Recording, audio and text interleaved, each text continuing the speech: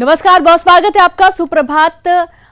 सुबह की बड़ी खबरों के साथ मैं हूं रीनू यादव और सबसे पहले बात करेंगे भोपाल से बड़ी खबर की। किसानों, पशुपालकों और मत्स्य पालकों को सौगात आज मिलने जा रही है। 63,000 हितग्राहियों को बांटे जाएंगे किसान क्रेडिट कार्ड और सबका साथ सबका विकास कार्यक्रम का सीएम शुभारंभ आज करने वाले हैं। किसानों को 0% ब्याज पर दिया जाएगा कर्ज। सहकारी बैंकों, समितियों को दी जाएगी शासकीय सहायता। किसानों को लोन देने के लिए 800 करोड़ रुपए की सहायता राशि दी जानी है। तो सबका साथ सबका विकास कार्यक्रम का आज शुभारंभ करने जा रहे हैं मुख्यमंत्री शिवराज सिंह चौहान और इसके चलते सहकारी बैंकों, समितियों को शासकीय मदद दी जाएगी। किसानों के लिए खास तौर पर 800 करोड़ रुपए की शासकीय सहायता दी जानी है। बड़ी खबर। और इसी बीच एक ये भी जानकारी है कि 0% ब्याज दर पर कर्ज भी किसानों को उनकी खेती के लिए दिया जाएगा।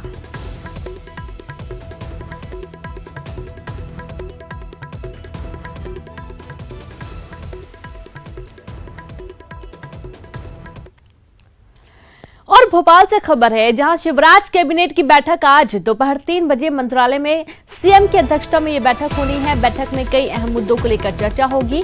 करीब 1.5 दर्जन अहम प्रस्ताव पर मुहर चर्चा होगी। शहरी क्षेत्र में सरकारी जमीन से अवैध कब्जा को हटाने पर चर्चा होगी।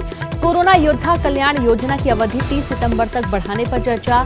ग्वालियर और रीवा में ईओडब्ल्यू के अस्थायी पदों को जारी रखने पर भी चर्चा होनी है। बड़ी खबर, जहां 3 बजे मंत्रालय में सीएम शिवराज की अध्यक्षता में कैबिनेट बैठक होने जा रही है और बैठक में कई प्रमुख मुद्दों को लेकर बातचीत तो होगी, जिसमें करीब 1.5 दर्जन अहम प्रस्ताव शामिल होंगे।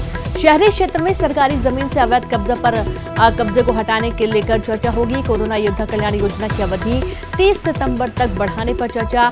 ग्वालियर और रीवा में ईओडब्ल्यू के अस्थायी पदों को जारी रखने पर भी चर्चा होनी है। तो इस तरीके से कई ऐसे मुद्दे रहेंगे जिनको लेकर मंथन आज शिवराज कैबिनेट की बैठक में किया जाना है।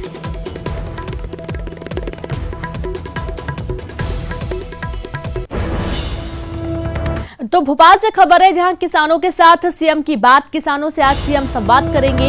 कृषि बिल पर किसानों से बातचीत की जाएगी। शाम 7 बजे किसानों से बात करेंगे मुख्यमंत्री शिवराज सिंह चौहान। तो जिस तरीके से कृषि बिल को लेकर कई सारी भ्रामक खबरें फैलाई जा रही हैं, किसान विरोधी इस बिल को बताया जा रहा है, तो आज मुख्यमंत्री सीधा संवाद करेंगे किसानों से और उनको बताएंगे कि आखिरकार जो कृषि बिल है वो किस तरीके से किसानों के पक्ष में जाएगा। किसानों के लाभ के लिए है बिल, ना कि किसानों को नुकसान पहुंचाने वाला बिल लाया गया है।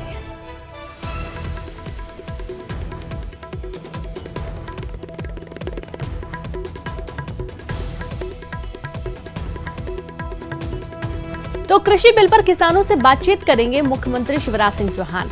मुख्य फोकस ये है कि जो बिल लाया गया है, कृषि बिल लाया गया है, उसके बाद से किसानों में भारी आक्रोश देखा जा रहा है। जब सत्र चल रहा था कल, उस दौरान भी बड़ी संख्या में किसान संगठन और किसान पहुंचे हुए थे, जो कि विधानसभा का घेराव करने की कोशिश कर रहे थे। बोर्ड चौराहे के पास उन्हें रोक दिया गया था और इस दौरान पुलिस के साथ भी काफी झड़प देखने को मिली थी। तो प्रदेश के हालात ना बिगड़े, इस तरीके की भीड़ इकट्ठी ना हो, क्योंकि कोरोना भी बहुत ज्यादा फैला हुआ है।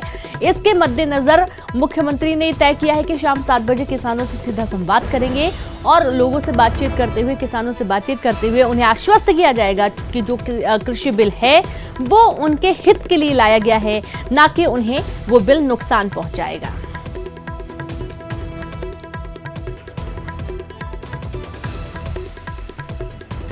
तो आज सीएम बातचीत करेंगे शाम 7 बजे और इसके पहले 3 बजे मंत्रालय में बैठक होगी। मंत्रालय में भी कई सारी चीजों को लेकर मंथन होगा, खासतौर पर किसानों के मुद्दों को लेकर भी बातचीत होगी और उसके बाद शाम 7 बजे मुख्यमंत्री किसानों से सीधा संवाद करने वाले हैं।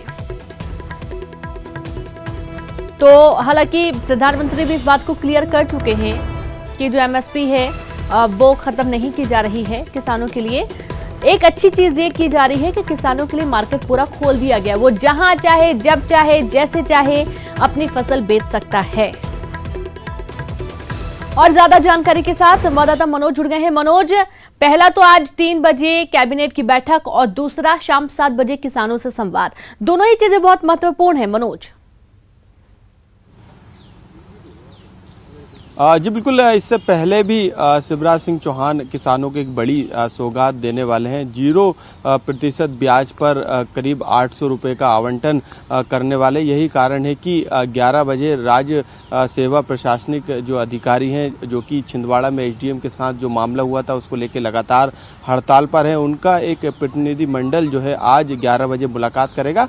उसके बाद सीधे मिंटो हॉल में एक कार्यक्रम है जहां पर प्रधानमंत्री सम्मान निधि योजना के तहत किसान क्रेडिट कार्ड का वितरण जो है सीएम शिवराज सिंह चौहान करेंगे। और इस दौरान जो किसानों को सबसे बड़ा फायदा रिन्यू होने वाला है वो 0% ब्याज पर जो है उनको करीब 800 करोड़ की राशि का जो है आवंटन किया जाएगा। तो किसानों के लिए एक बड़ा फायदा जो है आने वाले दिनों में होने वाला है। उनको बिना ब्याज के जो है उनको पैसा सरकार की तरफ से मिल सकेगा और जो ब्याज है उनका ब्याज भी नहीं लगेगा। लेकिन उसके बाद जिस तरीके से पूरे देश में कृषि बिल को लेके तमाम तरीके के विरोध सामने आ रहे हैं, किसानों के बीच में भ्रम की स्थिति का आरोप जो है लगातार बीजेपी सरकार लगा रही है। और यही कारण है कि मध्य प्रदेश में भी इस तरीके की स्थिति को लेकर लगातार विरोध भी किए जा रहे हैं। कल विधानसभा सत्र से पहले भी जो है विरोध प्रदर्शन किसान संगठनों के द्वारा देखे गए थे। यही कारण है कि शाम को किसानों के नाम जो है संदेश देंगे, संबोधित सीएम शिवराज सिंह चौहान किसानों को करेंगे और ये बताने की कोशिश करेंगे, किसानों तक अपनी बात पहुंचाने की कोशिश करेंगे, खास तौर से कृषि बिल को लेकर कि किस तरीके से कृषि बिल के आने के बाद मध्य प्रदेश के लाखों किसानों को फायदा होने वाला है। सरकार की तरफ से जो तमाम योजनाएं किसानों को लेकर चलाई जा रही है उसका तो फायदा मिलेगा, लेकिन कृषि बिल से कितना बड़ा फायदा किसानों को होगा इसको लेकर चर्चा जो है आज किसानों के साथ। बिल्कुल मनोज, और ये बहुत ही अहम भी है कि किसानों को आश्वस्त होना चाहिए, किसान जो है परेशान ना हो, वरना जो फसल है हो सकता है कि किसान फसल भी उतने मन से ना लगा पाए जितने मन से वो अभी तक लगाते आए थे। आप लगातार बने रहें। प्रदेश की सियासत में अच्छे कामों पर श्रेय लेने की होड़ कैबिनेट मिनिस्टर्स में देखी जा रही है और कैबिनेट मिनिस्टर तुलसीराम सिलावट का बयान आया है जहां कांग्रेस सरकार में चलाए गए अभियान को बताया खुद की पहल। मिलावट के खिलाफ शुद्ध के लिए युद्ध मैंने पूरे प्रदेश में चलाया, मिलावटखोरों के खिलाफ चला अभियान मेरी सोच का नतीजा है। कांग्रेस सरकार ने लोगों के हित के लिए नहीं किया कोई काम, सांवेर की जनता मेरे विकास कार्यों पर लगाएगी मुहर, सांवेर की जनता को दिया जाएगा नर्मदा का पानी। तो इस तरीके से जब कमलनाथ सरकार थी तो उसमें स्वास्थ्य मंत्री थे तुलसीराम सिलावट, जो कि अब शुद्ध के लिए युद्ध जो अभियान चलाया गया था कमलनाथ सरकार में उसका श्रेय ले रहे हैं और किसानों और ग्रामीणों से संवाद करके सांवेर की जनता मेरे विकास कार्यों पर मुहर लगाएगी, ऐसा कहना है। सरकार की सबसे बड़ी उपलब्धि मिलावट के खिलाफ सिलावट, शुद्ध के लिए युद्ध। पूरे मध्य प्रदेश में ये सोच, ये योजना एक मंत्रिमंडल के सदस्य के नाते मेरी थी और मैंने इसको जो बीमारी होती थी कैंसर, सिंथेटिक दूध से, तो शुद्ध के लिए युद्ध, पनीर, शुद्ध के लिए युद्ध अभियान का श्रेय लेने पर पलटवार। पूर्व मंत्री डॉक्टर गोविंद सिंह ने सिलावट पर तंज कसा। शुद्ध के लिए युद्ध अभियान की जो शुरुआत मेरे गृह जिले भिंड से हुई, मेरे अनुरोध पर सरकार ने शुरू किया था अभियान। मिलावटखोरों और अवैध खनन के विरोध में मैंने चलाई थी मुहिम।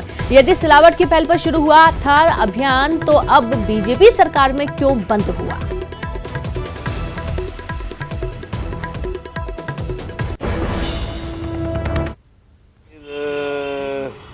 सिलावट जी जो कह रहे हैं वो पूरी तरह से असत्य बोल रहे हैं, क्योंकि ये अगर मुहिम चालू हुई है तो मैंने स्वयं सबसे पहले हमारे विधानसभा क्षेत्र लाहौर में मैंने चालू करवाई थी। माननीय कमलनाथ जी से मैंने अनुरोध किया था तो उन्होंने छापा लगवाया था और ये पूरे प्रदेश में चला।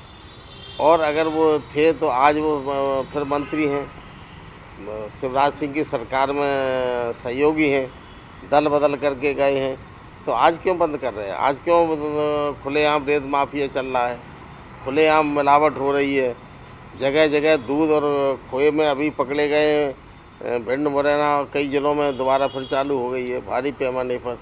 लोग मध्य प्रदेश का खोया, दूध और घी लेने से कतरा रहे हैं। तो तुलसी सिलावट जी को अब कौन सा सांप सूंघ गया है कि अब नहीं बोल पा रहे। और संवाददाता मनोज लगातार जुड़े हुए। मनोज, अब शुद्ध के लिए युद्ध जो कमलनाथ सरकार में अभियान छिड़ा था, तुलसीराम कह रहे हैं कि उनकी वो सोच थी और सांवेर की जनता उसके दम पर उनको जिताएगी, और दूसरी तरफ गोविंद सिंह का कहना है कि यदि ये उन्होंने शुरू किया था तो अब क्यों बंद कर दिया है। यानी कि अब जो होड़ मची हुई है कि हमने ये अभियान शुरू किया था। पूरी जानकारी दें, किस तरीके की प्रतिक्रियाएं अब सामने आ रही हैं। जी बिल्कुल रेनू, उपचुनाव का माहौल है और यही कारण है कि चाहे वो पक्ष हो या विपक्ष, तमाम जो नेता हैं जो कि मैदानी तौर पर उन्हें टिकट मिला है और बीजेपी की तरफ से उनको टिकट मिलना है, तो तमाम ऐसे नेता जो है वो कहीं ना कहीं पूरी तरीके से जोर लगा रहे हैं और वोटरों को अपने पक्ष में करने की कोशिश कर रहे हैं। यही कारण है कि अब जिस तरीके से तत्कालीन सरकार में कर्ज माफ़ी को लेके कमलनाथ के साथ तमाम बड़े नेता मैदान में उतरे हैं और जनता को बता रहे हैं कि 15 महीने की सरकार ने कर्ज माफ़ी से लेके बड़े काम किए, और यही कारण है कि अब सांवेर में भी जब प्रचार प्रसार जोरों पे चल रहा है तो तुलसी राम सिलावट भी लगातार इस बात को बुनाने की कोशिश जनता के बीच में कर रहे हैं कि उन्होंने तत्कालीन कमलनाथ सरकार के दौरान शुद्ध के लिए युद्ध एक बड़ा अभियान था, उस दौरान मिलावटखोरों पर शिकंजा कसने का काम भी किया, तो वो श्रेय लेने की होड़ है कि उन्होंने इस लेकिन ये सवाल भी मनोज कि यदि आपने शुरू किया था तो फिर अभी क्यों बंद कर दिया गया? क्या अभी मिलावट नहीं है? क्या अभी अशुद्ध चीजें नहीं बिक रही हैं? शुक्रिया आपका जानकारी के लिए मनोज। तो वहीं अगली खबर का हम रुख करेंगे, जहां मध्य प्रदेश में हुई किसानों की कर्ज माफी। जी हाँ, विधानसभा में जयवर्धन सिंह के सवाल पर सरकार ने जवाब दिया है। 51 जिलों में किसान कर्ज माफी के 2 चरण पूरे कर लिए गए हैं। 1 लाख तक के कर्ज माफ होने की बात सरकार ने मानी है। सिंधिया के इलाके में 17,403 किसानों का कर्ज माफ किया गया है।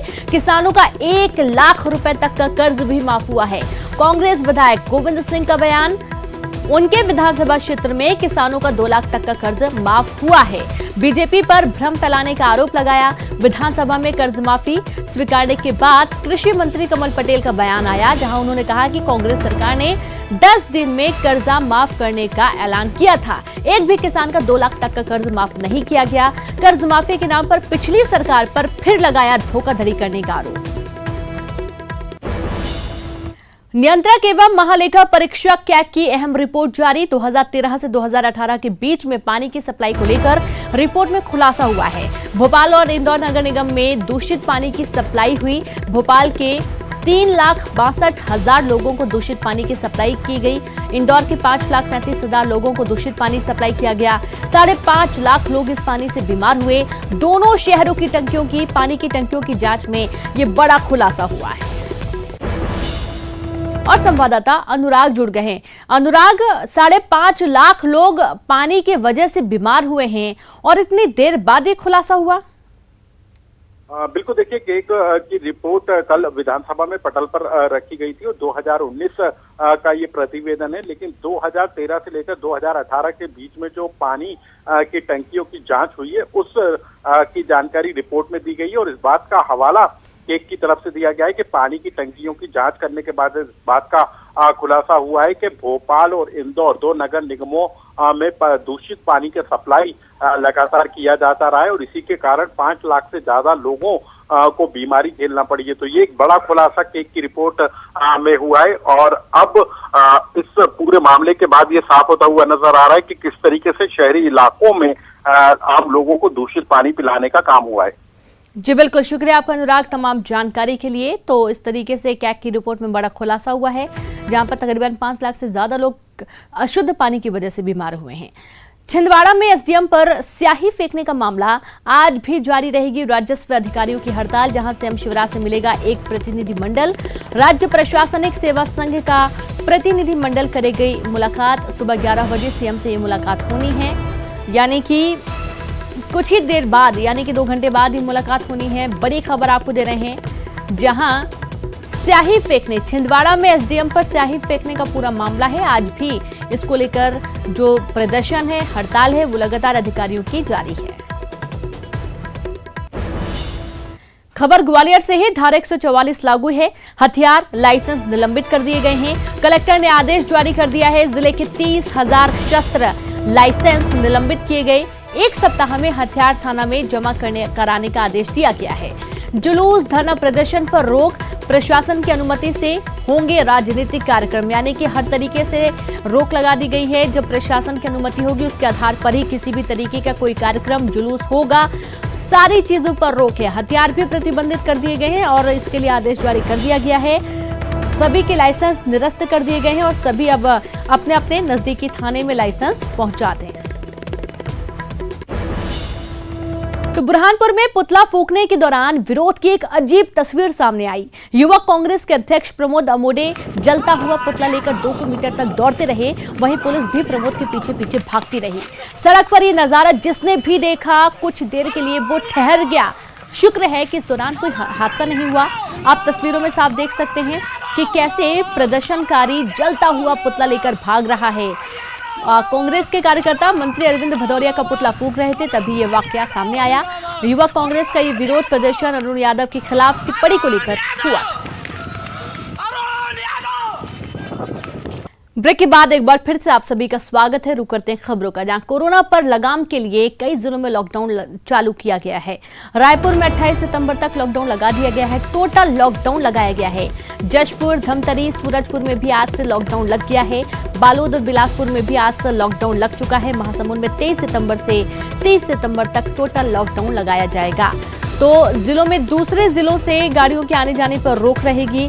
पुलिस ने फ्लैग मार्च निकाला है। जगह जगह पर चेक पोस्ट बना दिए गए हैं। चौक चौराहों पर चेक पोस्ट बना दिए गए हैं। पुलिस बल तैनात है।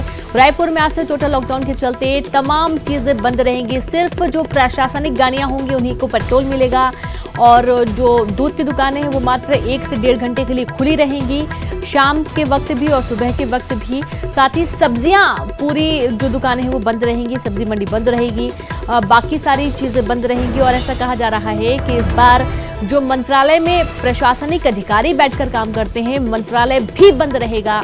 वे भी वर्क फ्रॉम होम करेंगे और इस तरीके से लॉकडाउन को सफल बनाने के लिए तमाम कोशिशें प्रशासन की तरफ से की जा रही हैं।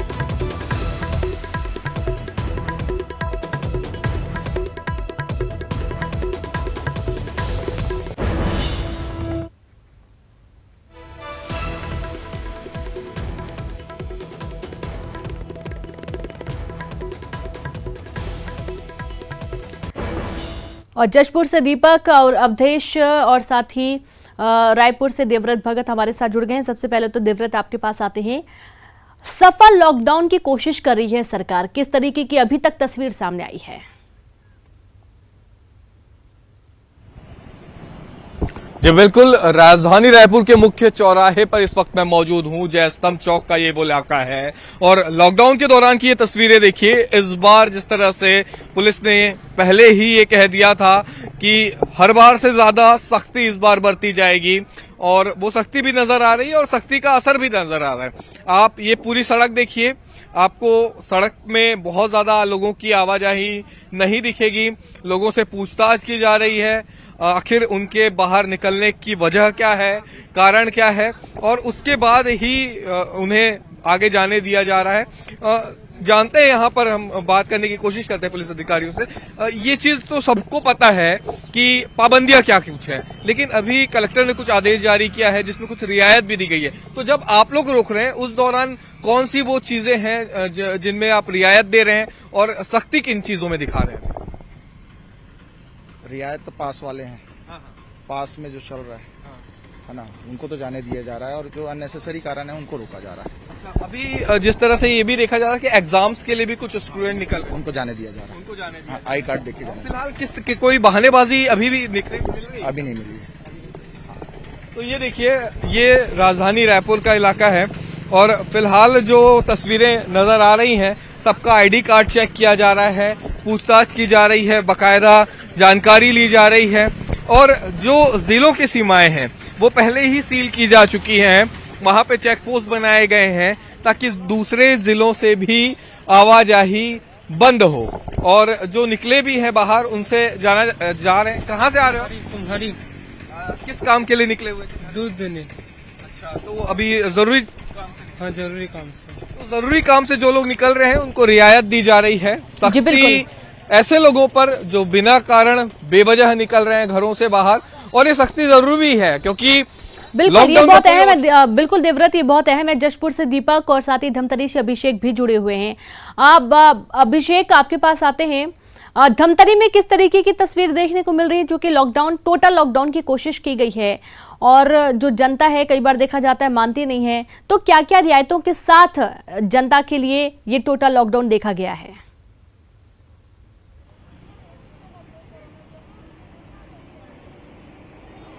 वो आज लॉकडाउन के पहले दिन से आप देख सकते हैं, आप जो गाड़ियां तो शायद आवाज नहीं आ रही है। दीपक के पास चलते हैं, जशपुर का रुख करते हैं। दीपक, फिलहाल जशपुर में किस तरीके की तस्वीर लॉकडाउन को लेकर?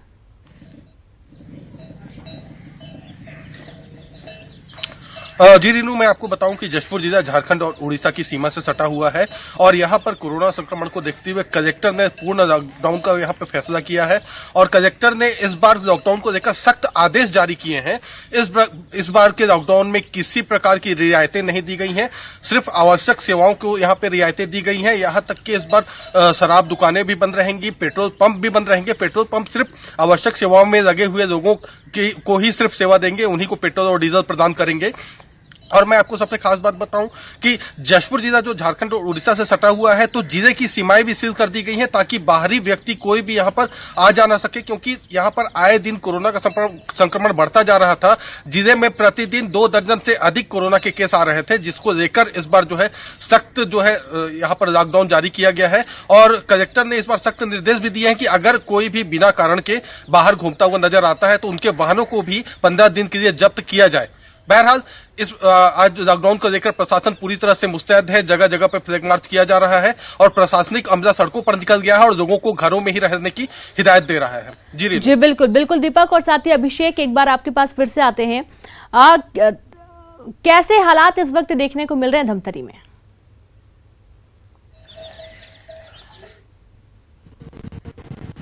तो शायद उन्हें आवाज नहीं पहुंच पा रही, फिर से बात करने की हम कोशिश करेंगे। देवव्रत, जैसा कि स्वास्थ्य मंत्री ने भी बोला था कि जब तक जनता साथ नहीं देगी तब तक लॉकडाउन को सफल नहीं बनाया जा सकता है, और आपने तस्वीरों में दिखाया भी है कि किस तरीके से जो छात्र उनके आईडी कार्ड देख के उनको जाने दिया जा रहा है, बाकी तमाम चीजें बंद की गई हैं। तो जनता से भी आपकी कुछ बातचीत हो पाई होगी, जो लोग निकल रहे हैं क्या मुश्किलें हो रही हैं, क्योंकि सब्जी भी इस बार नहीं मिल पा रही है, फल भी नहीं मिल पा रहे हैं और उसके एक दिन पहले मंडियों में भारी भीड़ भी देखी गई थी। देवव्रत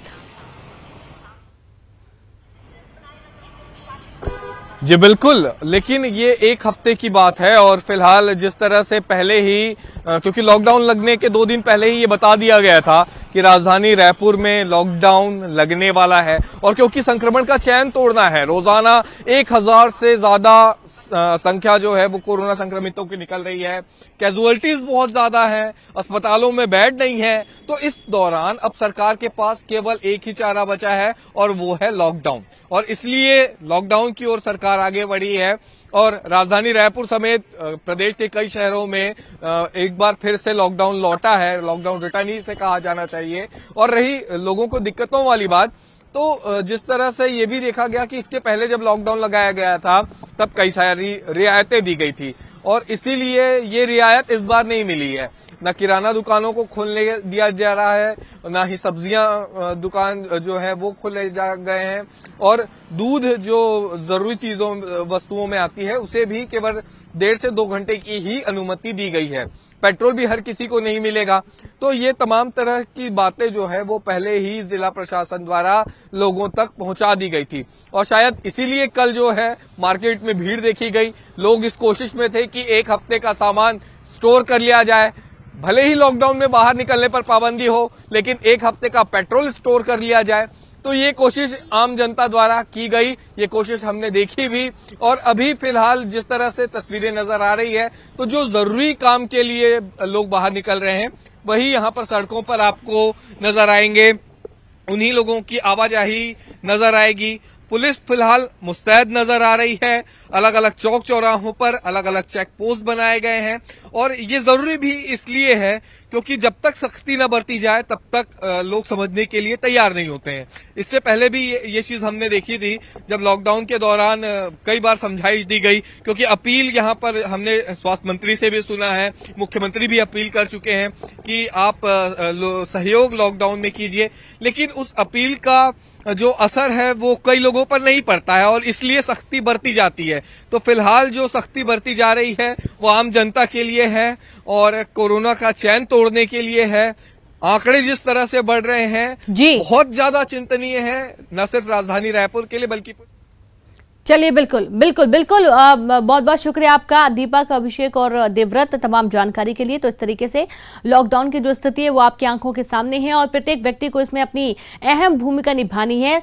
घर के बाहर नहीं निकलना है, घर पर ही रहकर लॉकडाउन को सफल बनाने की कोशिश आपको खुद को करनी है। जरूरी काम हो तभी घर से बाहर निकलें, वरना आप घर के बाहर बिल्कुल ना निकलें। तो बहुत बहुत शुक्रिया आप सभी का। और अगली खबर का हम रुख करेंगे, जहां पर स्वास्थ्य मंत्री टीएस सिंहदेव ने न्यूज 18 से बातचीत में कहा कि बिना जनता के सहयोग के कोई भी लॉकडाउन सफल नहीं होता। लॉकडाउन कड़ी को तोड़ने का प्रयास है, जब जनता साथ देगी तभी लॉकडाउन को सफल बनाया जा सकता है। तो राजधानी में टोटल लॉकडाउन,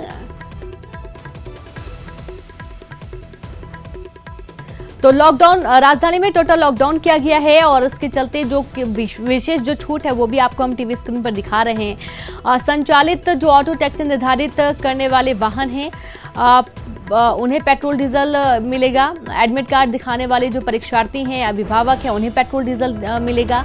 यानी कि जो जरूरी काम से जा रहे हैं बाहर, सिर्फ उन्हें ही पेट्रोल डीजल दिया जाएगा और बाकी सभी के लिए मनाही है घर से बाहर निकलने के लिए भी। और दिल्ली से खबर है, राज्यसभा के उपसभापति ने पिलाई चाय। जी हां, 8 निलंबित सांसदों को चाय पिलाई गई। गांधी प्रतिमा के पास धरना दे रहे थे निलंबित सांसद, उपसभापति ने सुबह मुलाकात कर अपने साथ चाय पिलाई। तो 8 निलंबित सांसदों को चाय पिलाई गई है। दिल्ली से बड़ी खबर है, राज्यसभा के उपसभापति ने चाय पिलाई। 8 निलंबित सांसदों को चाय पिलाई गई। गांधी प्रतिमा के पास ये सांसद धरना दे रहे थे, प्रदर्शन कर रहे थे और इसी दौरान उपसभापति मौके पर पहुंचे सुबह और सभी को अपने साथ चाय पिलाई गई।